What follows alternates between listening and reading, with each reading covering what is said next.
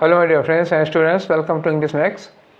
हम लोग SSC CGL की इंग्लिश का प्रीवियस पेपर सॉल्व कर रहे हैं और आज है हमारा सेट नंबर 15।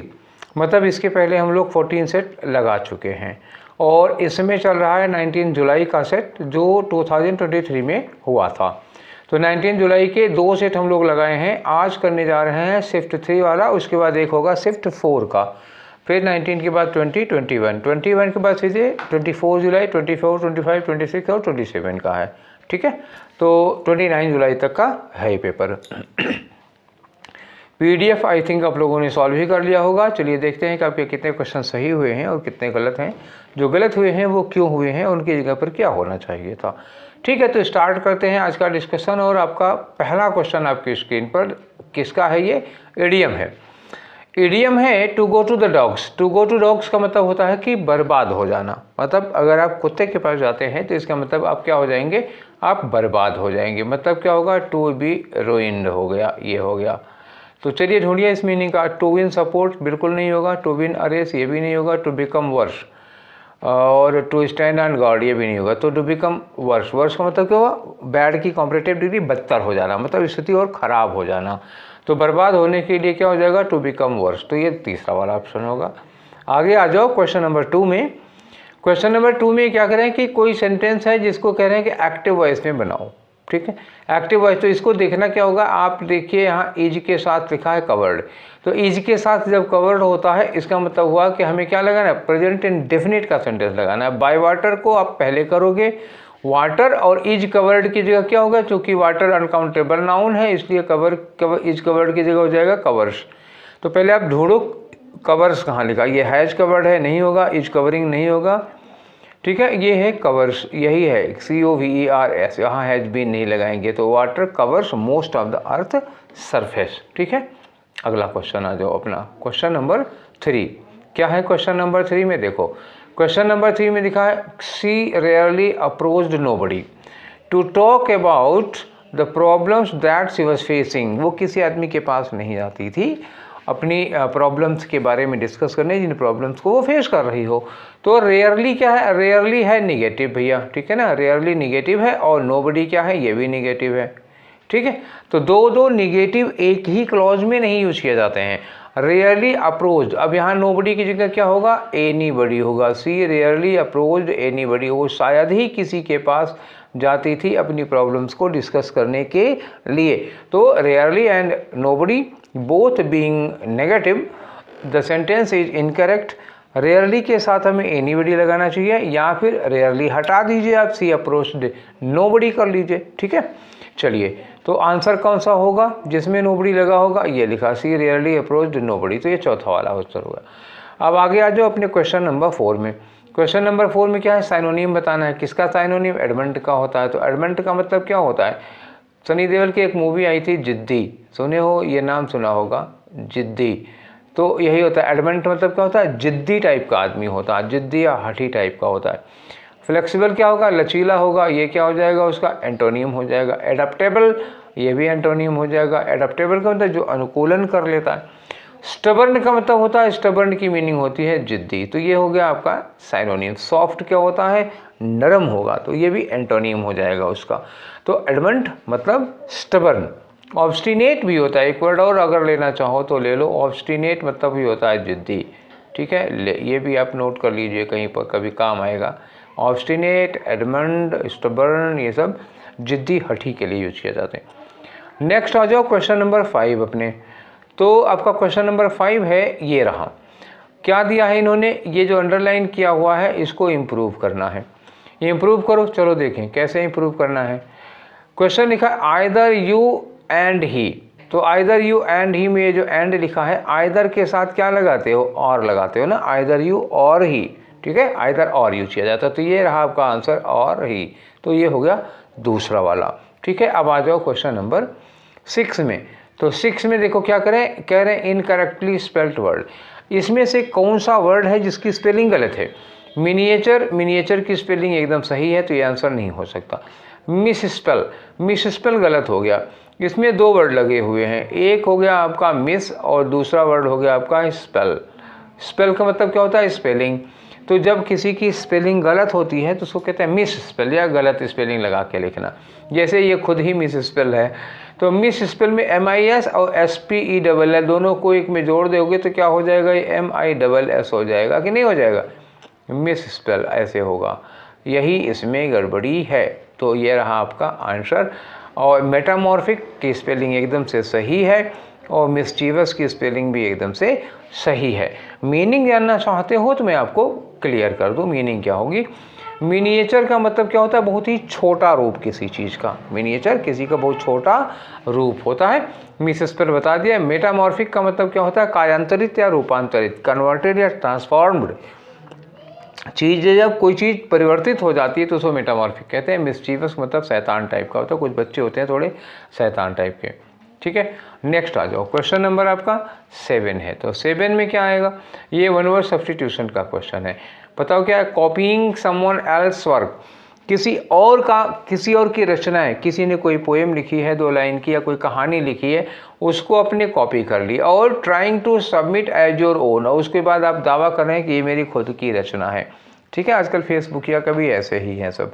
फेसबुक पे जितने भी आपको पोएट नज़र आएंगे उसमें से 80% तो प्लेजियारिस्ट हैं, मतलब ऐसे दूसरे की चोरी कर लेंगे, उसको नीचे लिखेंगे स्वरचित। और इसमें ऐसे ऐसे लोग भी शामिल हैं जिनके मतलब एप्लीकेशन लिखना नहीं आता और थॉट इतने गजब के लिखेंगे। वर्ड्स अंग्रेजी में ऐसे ऐसे वर्ड, ऐसे अंग्रेजी के पोएट देखने को मिलते हैं। ठीक है, जिनको एप्लीकेशन लिखना नहीं आता वो अंग्रेजी में कविताएं लिख रहे हैं, और बहुत डीप थॉट और बहुत स्टैंडर्ड वर्ड्स का यूज़ करके, तो समझ में आ जाता है इनका लेवल क्या है और इनकी पोएम है कि नहीं है वो।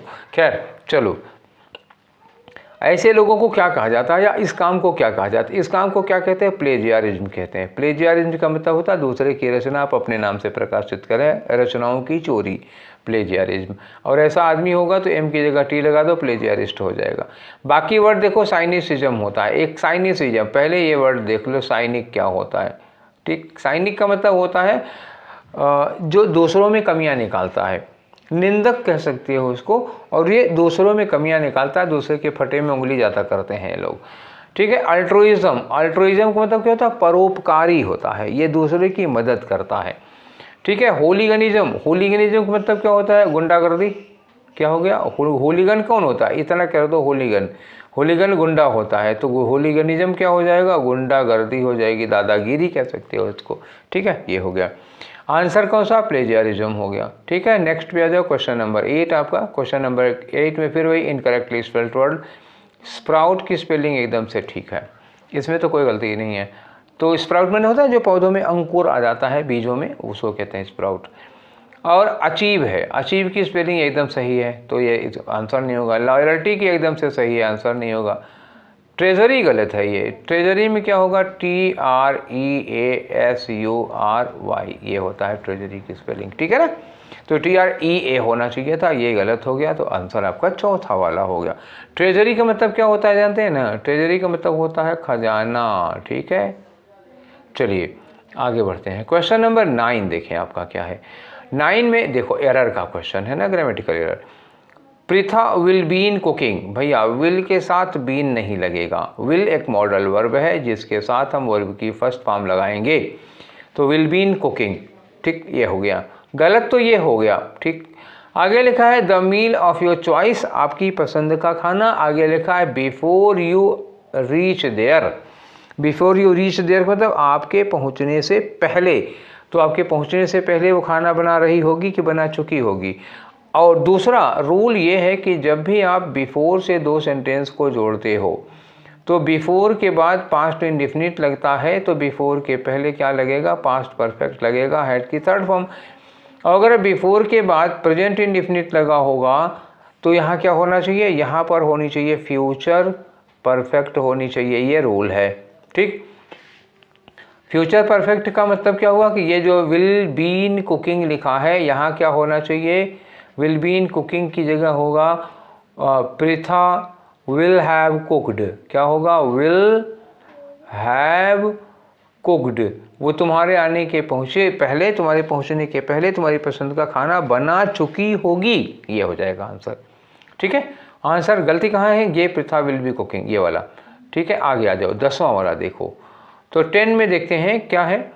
10 में भी वही अंडरलाइन किया हुआ है। अंडरलाइन करने के बाद कह रहे हैं कि इसको सब्स्टिट्यूट करो, सब्स्टिट्यूट करना है। चलो देखते हैं। Abhijeet feels extremely tired. Abhijeet मतलब एक्सट्रीमली टायर्ड महसूस करता है, मतलब पूरी तरह से थका हुआ। After working all day long, दिन भर काम करने के बाद वो अपने आप को बुरी तरह से थका हुआ पाता है। तो इसके लिए बुरी तरह से थके हुए के लिए वर्ड कौन सा यूज करोगे? एग्जॉस्टेड यूज करोगे। जब आपकी एनर्जी पूरी तरह से निचुड़ चुकी है, आप बिल्कुल हिम्मत नहीं है कुछ करने की, तो ये होगा। डिप्रेस्ड का मतलब क्या होता है? जब आप किसी चीज़ को लेकर के होपलेस हो जाते हैं। और स्लीपी का मतलब जब आपको हमेशा नींद आती रहती है। तो आंसर ये हो गया एग्जॉस्टेड। बेयर का मतलब क्या होता है? विदाउट। इसका यहाँ पे कोई यूज नहीं है। नेक्स्ट आ जाओ क्वेश्चन नंबर 11। क्वेश्चन नंबर 11 में क्या है? खाली जगह भरनी है। Don't take the wind out of my dash and tell me I am going nowhere with my life. ठीक don't take the wind out of my dash. तो ये आपने देखा होगा पानी वाली जहाज़ें। एक बार और आया था, ऐसा ही जिक्र आया था, तो मैं बताया था कि जैसे ये पानी वाली जहाज़ है, मान लो, ठीक है, ये पानी वाली जहाज़। तो पुराने ज़माने की जहाज़ों में ऐसे दो क्या होते थे? बांस लगे होते थे। तो यहाँ पे कपड़ा लगा होता था, ऐसे ऐसे कपड़ा लगा होता था। तो ये जो कपड़ा लगा होता था, इसमें हवा, मतलब जैसा से हवा लगती थी, हवा इसमें भर जाती थी। हवा तो उसी हवा के सहारे वो आगे बढ़ती थी जहाज़। इसी को सेल कहा जाता था। ठीक है। तो don't take the wind out of my sail. तो कौन वाला सेल होगा? ये वाला सेल होगा, SAIL। जब नाव और बोट और समुद्र ये सब आ जाएगा तो ये वाला सेल होता है। ये वाला सेल किसके लिए लगता है? जब कोई चीज़ बिक्री में लगी होती है, जैसे अभी दिवाली आ गई तो बहुत सारी चीज़ों की सेल लगेगी। ठीक है। और यहाँ बोट और विंग्स का कोई मतलब नहीं है, यहाँ पे ये वाला सेल आएगा। ठीक है। Don't take wind out of my sail, पॉल कहते हैं इसको। ठीक है। आगे आ जाओ। आता है आपका क्वेश्चन नंबर 12। तो क्वेश्चन नंबर 12 में क्या है? देखो, दिखाते हैं आपको। कह रहे हैं कि अंडरलाइन पार्ट जो है उसका एंटोनियम बताना है। एंटोनियम बताना है। अंडरलाइन क्या हुआ है? ये एब्सर्ड अंडरलाइन क्या हुआ है? लिखा दैट इज पिक्चर। ठीक है। That is a picture with seeing. ठीक, sorry, worth seeing. That is a picture worth seeing. ये एक देखने लायक पिक्चर है। But this is an absurd piece of art. लेकिन ये क्या है? Absurd piece of art. Absurd का मतलब क्या हुआ? बेतुका, बेढंगा, ऊटपटांग। ठीक। अब यहाँ आ जाओ रियलिस्टिक। तो रियलिस्टिक मतलब क्या होगा? एकदम यथार्थ हो जाएगा, हकीकत का हो जाएगा। ईरी एक नया वर्ड आपको मिला होगा, शायद ये वर्ड इसके पहले नहीं आया है। आई थिंक कि जब से मैं डिस्कशन करा रहा हूँ तब से नहीं मिला। ईरी का मतलब क्या होता है? भयानक या डरावना। क्या लिख दूँ मैं? भयानक लिख दे रहा हूँ, डरावना आप समझ जाइएगा। ऑड का मतलब क्या होता है? ऑड वही हो गया, ऑड एब्सर्ड ही हो जाएगा। ठीक है। और ऑर्डिनरी मतलब साधारण हो जाएगा। तो इसमें एक तो साइनोनिम हो गया। ठीक है। ईरी का कोई लेना देना नहीं है। ऑड जो है उसका साइनोनिम ही हो गया एब्सर्ड का। और ऑर्डिनरी यहाँ लग नहीं पाएगा। और रियलिस्टिक का मतलब क्या होता है? यथार्थ, सच। तो बेतुका, बेढंगा, ऊटपटांग का अपोजिट क्या हो जाएगा? एकदम रियलिस्टिक, जो सही वाला लगता है। ठीक है। बेतुका का अपोजिट क्या हो जाएगा? एकदम सही, करेक्ट वाला हो जाएगा। तो ये रहा आपका आंसर इसमें। ठीक है। नेक्स्ट आ जाओ क्वेश्चन नंबर 13। 13 में क्या कर रहे हैं? रीअरेंज करना है। अरेंज करो, चलो पढ़ते हैं। तो पहले इसको पढ़ना पड़ेगा, पढ़ने के बाद ही हम इसको अरेंज कर पाएंगे। ठीक है। Mendel's simple law of heredity. Gregor John Mendel का नाम सुना होगा। इन्होंने एक सीधा सा साधारण सा नियम दिया था लॉ ऑफ हेरिडिटी का। ठीक, ये है came to be widely known. बहुत दूर दूर तक उसको लोग जानते हैं। कैसे? And were uncritically assumed to apply all human characteristics. और बिना किसी आलोचना के ये एज्यूम किया जाता था कि वो सारे ह्यूमन बीइंग के, सारे ह्यूमन कैरेक्टर्स पर ये लागू होता है। नेक्स्ट आते हैं कि विद चार्ल्स डार्विन्स पॉपुलराइजेशन। जब चार्ल्स डार्विन काफ़ी पॉपुलर हो जाते हैं तो द कंसेप्ट ऑफ इवोल्यूशन आगे लिखा है, man became interested in his biological origin and affiliations. जब चार्ल्स डार्विन का जो कंसेप्ट ऑफ इवोल्यूशन बहुत ज़्यादा पॉपुलराइज हो जाता है तो आदमी किस में इंटरेस्ट दिखाने लगता है? अपने बायोलॉजिकल ओरिजिन में और अपना एफिलिएशन, मतलब हम किससे बिलोंग करते हैं, कहाँ से रिलेट करते हैं। फिर लिखा है starting with the work on heredity of Gregor Mendel. Gregor Mendel यहाँ है और ये मेंडल से सिंपल ला यहाँ हुआ है। तो सी के बाद ए लगाना होगा, हमें ये करीब करीब लग रहा है। तो starting with the work of heredity of Gregor and Mendel in 1860s and the recognition of its significance in 1900, interest shifted to the problem of man's ontogenetic origin. तो इसके बाद आदमी का जो इंटरेस्ट है वो शिफ्ट हो जाता है। तो यहाँ पे इंटरेस्ट चेंज हो रहा है। एक बार लोगों का इंटरेस्ट बढ़ा है किसी काम में, उसके बाद लोगों का इंटरेस्ट शिफ्ट कर रहा है। ठीक है, यहाँ लिखा है this interest was centred on man's phylogenic origin. Phylogenic origin का मतलब क्या होता है? आदमी किस फाइलम से आता है। दिस इंटरेस्ट कौन सा है? ये जो इंटरेस्ट डाइवर्ट होता है वो, या इंटरेस्ट जो डेवलप हुआ था वो। ठीक है, तो यहाँ पे तीन जगह इंटरेस्ट आया है। ठीक है, पहले देखते हैं बी में, आदमी का इंटरेस्ट किधर आया? हाँ, मैन बिकेम इंटरेस्टेड। यहाँ पे आदमी इंटरेस्टेड हो जाता है अपनी बायोलॉजिकल ओरिजिन को लेकर के। एक इंटरेस्ट ये है। अब ये वाला इन्होंने कहा कि this interest was centred on man's phylogenic interest, ये हो गया। और एक जगह पे और अभी मिला था कि interest shifted to the problem of man's autogenic origin. ठीक है, तो ये इंटरेस्ट जो शिफ्ट हो रहा है वो ये वाला है दिस इंटरेस्ट के बाद। तो पहले हम ये इंटरेस्ट कर देंगे और फिर ये दिस इंटरेस्ट कर देंगे। मतलब कि हम बी के बाद क्या लगा दें? बी के बाद डी लगा दें। बी के बाद डी लगाने के बाद हम वो वाला सेंटेंस कहेंगे जिसमें इंटरेस्ट शिफ्ट कर रहा है। तो इसका मतलब हुआ कि हम सी ले लें। सी के बाद क्या करें? सी के बाद हमारा ये मन कर रहा है कि हम सीधे से क्या लगा दें? लास्ट में ए लगा दें। ठीक है, क्योंकि बी, डी और सी कंटिन्यू है, ए को आप लास्ट कर दीजिए अलग से। और वो कंक्लूड भी कर रहा है कि मेंडल का ये जो नियम है। पहले मेंडल शुरू ही कहाँ हो रहे हैं? थर्ड में ना, ग्रेगर जॉन मेंडल थर्ड में शुरू हो रहे हैं। अब यहाँ पूरा नाम लिखा है ग्रेगर जॉन मेंडल, यहाँ शार्ट में नाम लिखा है मेंडल। तो ग्रेगर जॉन मेंडल पहले आएगा और मेंडल बाद में आएगा। फुल नेम पहले आता है, शार्ट नेम बाद में आता है, इसलिए भी सी के बाद ए लगेगा। तो कारण हमारे पास कई सारे हैं कि हम सी के बाद में ए लगाएं। कोई ऐसा ऑप्शन मिल भी रहा है क्या? ये एक ऑप्शन मिल गया बी डी सी ए का। तो आपका आंसर हो गया ये चौथा वाला। चलिए आगे बढ़ते हैं क्वेश्चन नंबर 14 में। 14 में क्या करें? वन वर्ड सब्स्टिट्यूशन बताना है आपको। किसका? गवर्नमेंट लिखा है ना, the government governed bye wealth. तो वेल्थ मतलब जहाँ भी वेल्थ आ जाता है उसके लिए हम लोग क्या यूज करते हैं? प्लूटो। प्लूटो जानते हैं कौन है? प्लूटो है कुबेर। कुबेर को आप समझ रहे हैं ना, लक्ष्मी जी के कैशियर हैं ये। ठीक है, धन का मैनेजमेंट इन्हीं के हाथ में होता है। लक्ष्मी जी कह देती हैं कि इनको कुछ दे दो, तो कितने का चेक होगा? जो चेक होगा वो मतलब 1000 का होगा कि 1 लाख का होगा कि 1 करोड़ का होगा, उस चेक कुबेर जी बनाते हैं। तो इसलिए कुबेर जी को भी खुश करना जरूरी है। तो प्लूटो मतलब होता है धन या कुबेर से रिलेटेड है, तो ये इसको क्या कहेंगे? प्लूटोक्रेसी कहेंगे। ठीक है, आपका आंसर प्लूटोक्रेसी हो गया। बाकी जानना चाहते हो तो थियो लगा हुआ है, थियोक्रेसी। तो थियो का मतलब क्या होता है बताओ जरा?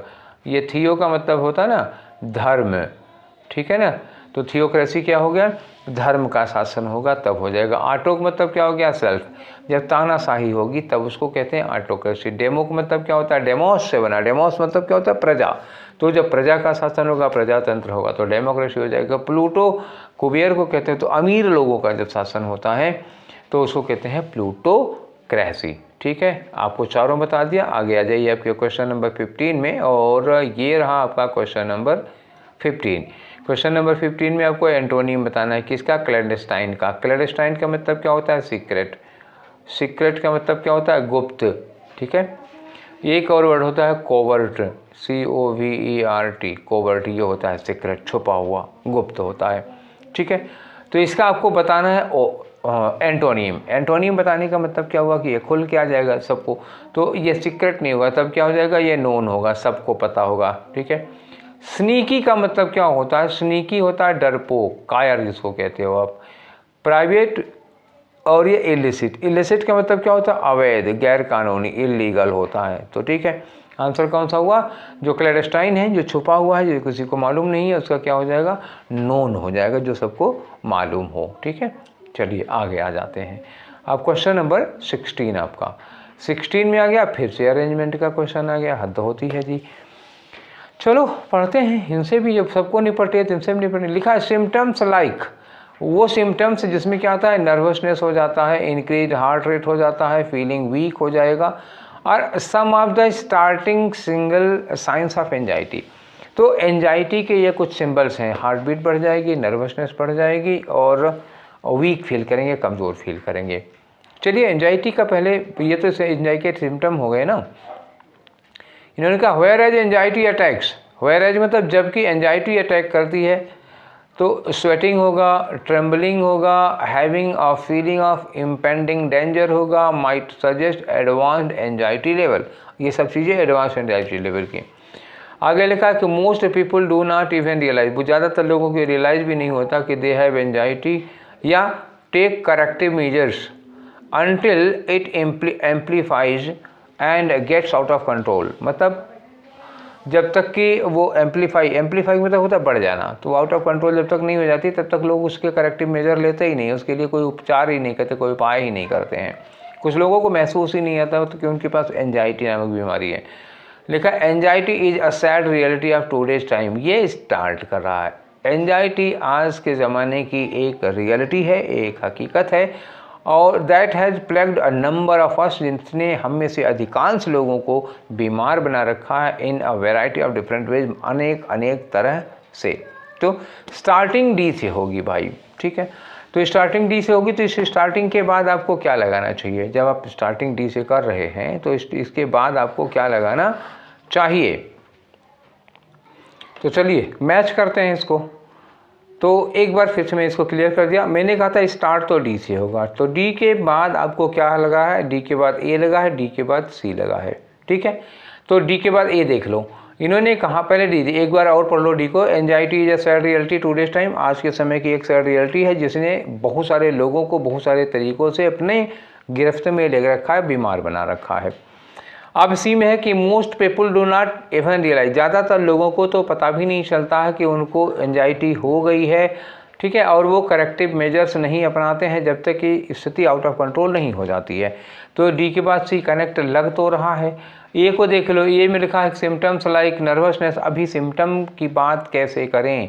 सिम्टम की बात तो इसके बाद ही करेंगे ना कि लोग कितने लापरवाह हैं, उनको पता नहीं चलता, फिर हम सिम्टम की बात करेंगे ना। उसके बाद जब हम ये सिम्टम की बात करेंगे कि जैसे इसमें इंक्रीज हार्ट रेट हो जाता है, फीलिंग वीक हो जाता है, नर्वसनेस हो जाती है, ये सारे सिम्टम है उसको। फिर वेयरेज कर रहे हैं, जबकि इन्होंने कहा जबकि एंजाइटी अटैक, जब एंजाइटी अटैक जैसे स्वेटिंग होगी, टेम्बलिंग होगी, ये शुरुआती लक्षण होते हैं, ये शुरुआती लक्षण होते हैं, ये बाद वाले होते हैं। तो अब ये वेयरेज लगाया ना, तो दोनों में सिम्टम ही बता रहे हैं। आप देखिए इसको कायदे से ज़रा, दोनों में सिम्टम ही बता रहे हैं। आपको मैं एक बार इसको और दिखा रहा हूँ, इस वाले सेंटेंस में यहाँ पे क्या कर रहे हैं? स्वेटिंग, ये क्या है? सिम्टम है। ये क्या है? नर्वसनेस, इंक्रीज हार्ट रेट, ये भी सिम्टम है, दोनों सिम्टम है। तो कौन पहले वाला कौन बताओ? तो यहाँ वेयर एज लगा दिया, इसका मतलब ये वाला सिम्टम पहले करोगे, ये वाला बाद में करोगे सिम्टम। और डी सी पहले ही हो चुका है, तो डी सी लगा दो, उसके बाद ए लगाओ, उसके बाद बी लगाओ, डी सी ए भी हो जाएगा। आपका आंसर कौन सा हो गया? फिर ये दूसरा वाला हो जाएगा। क्लियर हो गया ना? चलिए आगे बढ़ते हैं। नेक्स्ट क्वेश्चन आपका क्वेश्चन नंबर 17 में खाली जगह भरनी है। बताओ, लिखा है कि द परफ्यूम सी यूजेस, कोई लड़की है वो एक परफ्यूम यूज करती है, उस परफ्यूम का डैश चीज़ बहुत स्ट्रांग है। तो परफ्यूम में क्या होता है? सेंट होता है। ये वाला सेंट भेजने वाला होता है, तो ये नहीं होगा। SCEND सेंड, तो ये तो कुछ है नहीं। आगे आ जाओ, SCENT है, हाँ यही सेंट होता है परफ्यूम वाला। और CENT ये सेंट होता है, जिसे डॉलर का क्या कहते हैं? डॉलर का 100वां हिस्सा होता है, एक डॉलर में 100 सेंट होते हैं। ठीक, क्लियर हो गया ना? चलिए, तो ये SCENT ये महक होती है। आगे आ जाओ 18 नंबर में। 18 नंबर में पैसिव वॉइस बनाना है। किसका? लिखा है मेसोपोटामियंस invented the decimal system. Invented क्या है? वर्ब की सेकेंड फॉर्म है। इसका मतलब हुआ कि हमें इसकी पैसिव बनाने में वाज या वर्ब के साथ वर्ब की थर्ड फॉर्म लगानी पड़ेगी। तो द डेसिमल सिस्टम पहले हो जाएगा, वाज इन्वेंटेड। तो यहाँ पे इज लगा हुआ है, लगेगा नहीं। यहाँ हैज़ लगा है, होगा नहीं। यहाँ इज लगा है, होगा नहीं। वाज इन्वेंटेड पास्ट की बात है, यही होगा दूसरा वाला। ठीक है, आगे आ जाओ 19 नंबर पे जरा। 19 नंबर में क्या है? एंटोनिम बताना है अंडरलाइन वर्ड का। अंडरलाइन वर्ड कौन है? रैंडमली है। तो the panel picked the candidates randomly. ठीक है, पैनल ने कैंडिडेट्स को रैंडमली पकड़ लिया फॉर द इंटरव्यू। रैंडमली का मतलब क्या हुआ? रैंडमली मतलब बोला जैसे कोई एक आर्डर नहीं होगा, कोई एक क्रम नहीं होगा, एक सिस्टमेटिक नहीं होगा। 15 नाम है, किसी को कभी भी बुला ले रहे हैं वो रैंडमली हो जाता है, और जब क्रम से बुलाते हैं तो सिस्टमेटिकली होता है। तो यहाँ पे आंसर क्या हो जाएगा आपका, अपोजिट रैंडमली का सिस्टमेटिकली हो जाता है। कैजुअली मतलब एक जैसे होते बहुत ही फॉर्मल तरीके में हो जाता है, और इंसिडेंटली मतलब होता है संयोग बस हो जाएगा, और अनविलिंगली मतलब बिना इच्छा के बुला रहे हैं। चलो 20 नंबर में आ जाओ भैया। आपका क्वेश्चन नंबर 20 क्या कह रहा है, 20 कह रहा है साइनोनिम बताओ किसका, ऑथेंटिक का। ऑथेंटिक का मतलब क्या होता है, एकदम से प्रामाणिक। ऑथेंटिक का क्या हो जाएगा आपका, रियल हो जाएगा। तो साइनोनिम रियल हो गया, और ओरिजिनल कह सकते हो आप, रियल ओरिजिनल, ठीक है। आप जेन्युइन कह सकते हो, जेन्युइन, तो यहाँ पे जेन्युइन आपको मिल गया। तो ऑथेंटिक का मतलब हो गया जेन्युइन, रियल, ओरिजिनल। बाकी फॉल्स गलत हो जाएगा, झूठा, करप्ट फर्जी वाला, डाउटफुल फर्जी वाला हो जाएगा, ठीक है। तो आपका आंसर ये वाला हुआ। आगे आ जाओ 21 से लेकर के 25 तक हम क्या करते हैं। देखो एक पैराग्राफ होगा, उस पैराग्राफ में 5 खाली जगहें होंगी, उनको हमें फिल करना है। सबके लिए एक एक ऑप्शन मिल जाएगा। तो चलो इसको पढ़ के देखते हैं। आगे लिखा है कि we need the energy to move, हमें चलने फिरने के लिए, मूव करने के लिए एनर्जी चाहिए। And we dash on oil for it, और इसके लिए हम तेल पर क्या करते हैं, डिपेंड करते हैं। तो यहाँ पे रिलाई ऑन या डिपेंड ऑन कोई वर्ड लगेगा, हम इसके लिए तेल पर डिपेंड करते हैं। विदाउट इट, बिना तेल के, और जॉब्स, देखो ऑयल कौन सा वाला ऑयल है ये पता है ना, पेट्रोल डीजल ये वाला है। तो विदाउट ऑयल मतलब इसके बिना, बिना तेल के बिना जो हमारी जॉब है, जो हमारी फ्री टाइम है, और हमारी जो मोबिलिटी है, जो एक जगह से दूसरी जगह जाने की क्षमता है, ये सारी की सारी चीज़ें बी वेरी डिफरेंट, ठीक है ना। तो क्या हो जाएगा, विल बी लगा लो, या सैल भी लगा लो, क्योंकि सर्टेनिटी की बात है तो सैल भी ज़्यादा सूटेबल होगा। अब आप कह रहे हैं तो सैल तो आई और बी के साथ लगता है, ठीक है। हाँ ये सही बात है कि सेल आई और बी के साथ लगता है, लेकिन जब मस्ट के सेंस में आता है ना, मस्ट अनिवार्य रूप से, श्योर पक्का वाला, तो थर्ड पर्सन के साथ सेल लगा सकते हो, और लगाते ही हैं इसी तरह का। आगे लिखा कि every day we dash 70 million barrels of oil, तो पर डे हम 70 मिलियन बैरल तेल का यूज करते हैं। एवरी ईयर वी कंज्यूम, लो यहाँ एवरी डे का दिया है, यहाँ एवरी ईयर का दिया है, तो ये जब कंज्यूम यहाँ लिखा है तो वही कंज्यूम यहाँ भी लगाओगे। एक तो हमको मिल गया, तो ये तीसरे नंबर पे कंज्यूम ही लगेगा। 2200 million tons of coal and 2500 million cubic metres of gas. It is long story, ये बड़ी लंबी स्टोरी है। आगे इन्होंने कहा टोटल डैश इन 1924, अब यहाँ क्या है अभी अंदाज़ा नहीं लग रहा है। And for many years it was French state oil company, अच्छा ये फ्रांस की स्टेट ऑयल कंपनी थी। टोटल जो है एक कंपनी है, तो यहाँ पे क्या होगा, इस कंपनी की स्थापना हुई थी, ऐसा कुछ होगा। इन 1999 टोटल ज्वाइंड पेट्रोफिना, टोटल ने पेट्रोफिना ज्वाइन कर लिया। पेट्रोफिना क्या है, एक Belgian oil and gas company है। और इन 2000 टोटल ने क्या ज्वाइन किया, टोटल डैश विद, तो टोटल डैश विद मतलब इसके साथ मिल जाती है with its main French competitor elf Aquitaine, ठीक है ना। तो अब शुरू करते हैं इसको हम लोग एक तरफ से भरना। तो पहले फिलर के लिए देखो क्या लगेगा, उसके बाद क्या लगेगा। तो चलिए देखिए, इसमें क्वेश्चन नंबर 21 क्या लिखा है। 21 में ऑप्शन है टर्न है, हैंग है, डिपेंड है और लेटेस्ट सेटल है। मैंने कहा था कि जिसके लिए हम ऑयल पर डिपेंड करते हैं, तो देखिए यहाँ डिपेंड मैं आपको बता रहा हूँ लगेगा, लेकिन आपको इसके पहले क्वेश्चन दिखा दूँ कि क्यों लगेगा। देखो यहाँ लिखा है कि हमें अपनी मूव होने के लिए तेल की ज़रूरत पड़ती है, और इसके लिए वी डैश ऑन ऑयल, इसके लिए हम तेल पर डिपेंड करते हैं। तो मैंने बोला था डिपेंड लगेगा, डिपेंड ऑन। अच्छा दूसरे वाले में लिखो, इन्होंने कहा कि and our mobility dash all be very different, बिना तेल के, विदाउट इट लिखा ना, बिना तेल के जो हमारी जॉब है, हमारी फ्री टाइम है, हमारी मोबिलिटी है, वो सब कुछ बहुत डिफरेंट हो जाएगी। अच्छा तेल ना हो तो पक्का हो जाएगी। ऐसे में मैंने बोला था ना, फ्यूचर में जब हम मस्ट के सेंस में फ्यूचर में कोई चीज़ यूज करते हैं तो थर्ड पर्सन के साथ सेल लगा लो, तो फ्यूचर का मस्ट बन जाता है वो। तो मोस्ट सुटेबल तो यहाँ है कि सेल लगे। अच्छा, ऑप्शन आप देख लीजिए, सेल था उसमें, मैंने अभी भी देखा था कि इसमें सेल का ऑप्शन था। तो देखो कुड है, बिना इसके कुड भी क्यों लगाओगे, पास्ट में तो जाना नहीं हमें। विल है, कैन भी नहीं लगाना है पास। विल और सेल में दो चीज़ें आ रही हैं। विल नॉर्मली हो जाएगा, नॉर्मल में फ्यूचर में चले जाएंगे, और सेल लगेगा जब सर्टेनिटी के साथ जाएंगे, तो यहाँ पर हम सेल ही लगाएं थर्ड पर्सन के साथ। वो आई वी वाले डिमांड की बात नहीं, यहाँ सिचुएशन दूसरी है। चलिए आगे आ जाओ, थर्ड वाले में देख लो। तो इन्होंने कहा कि एवरी डे हम इतना आयल क्या करते हैं, हम इतना आयल डिलीवर करते हैं, टेक करते हैं, एब्जॉर्व करते हैं, कंज्यूम करते हैं। तो कंज्यूम वाले मैंने बताया था कि नीचे और क्या दिया हुआ था, एक जगह दिया कि एवरी डे हम कितना आयल कंज्यूम करते हैं, उसके नीचे क्या दिया हुआ कि एवरी मंथ या एवरी ईयर हम कितना कंज्यूम करते हैं। तो जब एवरी ईयर वाले में कंज्यूम ही लिखा था, तो हम एवरी डे वाले में क्या लिखेंगे। देखो यहाँ एवरी डे वी डैश, और यहाँ लिखा है एवरी ईयर वी कंज्यूम। तो ये जो कंज्यूम लिखा है वही कंज्यूम थर्ड नंबर पे लगा लो, तो थर्ड में कंज्यूम आ जाएगा। अच्छा, ये चीज़ मैंने आपको अभी दिखाई थी कि थर्ड में क्या लगाइए आप।